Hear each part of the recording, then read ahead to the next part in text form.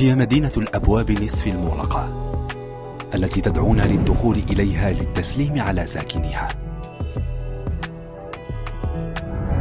بين صخرتين جمعت بينهما جسورها المحيطة بها. إنها قسنطينة، مدينة الجسور المعلقة، مهد الحضارة ومجد الخلود.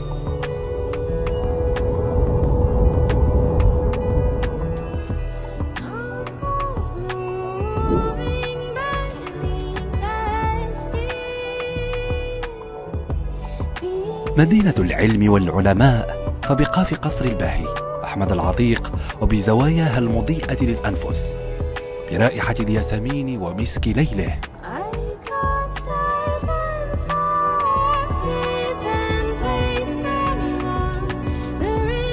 وبسين السويقة الحافظة للأسرار، وبنون مكررة للنور المنبثق من الجسور فوق كل سحر موجود في المجرة.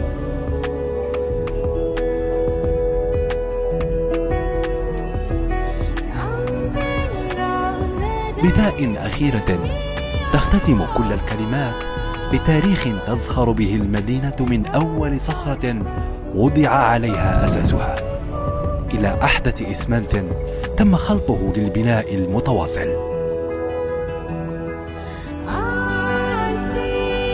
قسنطينة هي غرامي.